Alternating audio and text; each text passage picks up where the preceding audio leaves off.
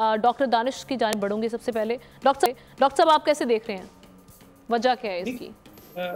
जिस तरह आपने जिक्र किया है कि इलेक्शन के 21 दिन के अंदर, यानी 21 दिन तक या उसके अंदर सदर साहब बुला सकते हैं। 91 का 2 है, क्लियर है, बिल्कुल आइन क्लियर है और उसमें कोई इबाहम नहीं है। लेकिन सदर अगर 29 यानी 21 तारीख तक असम्बली नहीं बुलाता है, अभी तो 26 फरवरी है, 29 फरवरी तक उसे बुलाना है, तो स्पीकर कहीं नहीं लिखा हुआ है किसी कानून में, यानी आइन में कहीं नहीं है कि स्पीकर अगर सदर नहीं बुलाता है या ऑब्जेक्शन लगाता है तो स्पीकर जो है वो इजलास बुलाएगा। ये गैर आइनी, गैर कानूनी इजलास होगा, जो कि आइन कह रहा है, मैं नहीं कह रहा। आइन में सिर्फ सदर मेंशन है। दूसरा ये कि सदर को ये इख्तियार है ऑब्जेक्शन करने का, उन्होंने ऑब्जेक्शन किया है और अभी 26 फरवरी है, उस ऑब्जेक्शन को रिजॉल्व किया जाए। ऑब्जेक्शन क्या है कि जनाब पार्लियामेंट रिजर्व सीट जो है वो आपने अभी तक उसको कंप्लीट नहीं है, तो ये इलेक्शन कमीशन की जिम्मेदारी है ना कि उसके पास ये रिक्वेस्ट पहुंची हुई है रिजर्व सीट के हवाले से और सुना है कि कल 11 बजे वो फैसला करने वाले हैं, तो कर दें वो फैसला। अगर वो रिजर्व सीट दे रहे हैं, जिसके ऊपर मैं पहले भी कह चुका हूं कि वहां मैं और इलेक्शन कमीशन रोक नहीं सकता, लेकिन अगर वो रोकना चाहता है तो रोक ले और देना चाहता है तो दे दे, ताकि फिर सदर के लिए कोई जवाब ना पड़े।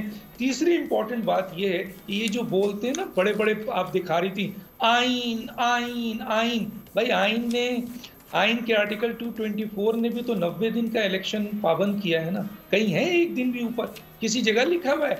तो आप बताइए ना 90 दिन में इलेक्शन क्यों नहीं हुआ? और यहाँ तो सुप्रीम कोर्ट ने भी फैसला सुनाया था कि भाई आप इलेक्शन जो है 90 दिन में कराओ, तो क्यों नहीं करा इन इलेक्शन कमीशन ने और इन पॉलिटिशियंस ने? उस वक्त तो कहते थे बढ़ा दो, आइन कोई खुदा की किताब नहीं है। तो आज आप आइन को मेंशन कर रहे हैं, तो फिर आइन में आइए। आइन ये कहता है कि 91(2) के सदर का इस्तेहकाक है और सदर मैंडेटरी है सदर के 21 दिन में, और अगर सदर नहीं करता है तो स्पीकर का कोई रोल नहीं है, हुकूमत का कोई रोल नहीं है। अगर है तो कोई आइन बता दे, मैं तो आइन और कानून की बात करूंगा। और तीसरा, अगर सदर ने ऑब्जेक्शन किया है तो उसको इख्तियार है, किया है। अब रही बात सदर के बारे में कि सदर, देखिए सदर का जो होता है वो कभी भी हमने न्यूट्रल नहीं देखा है। हमेशा हमने देखा है कि इस सदर पर आने वाला शख्स, अब आने वाले आसिफ अली जरदारी हैं जो पाकिस्तान पीपल्स पार्टी के सरबराह हैं। इसी तरीके से ये जो थे ये पीटीआई के थे, इससे पहले पीएमएलएन के थे। तो सदर के ओहदे में जो आता है वो हलफ तो उठाता है कि मैं पार्शियल रहूंगा, मैं न्यूट्रल रहूंगा, लेकिन मैंने आज तक किसी सदर को न्यूट्रल होते हुए नहीं देखा। इवन के गुलाम इसाक खान साहब को भी जो उनकी मरासिम थे, रिलेशन थे, जिसकी बुनियाद पर उन्होंने फैसले किए हैं जहां जहां उनके ताल्लुकात, तो इन्होंने भी वो अमल किया है।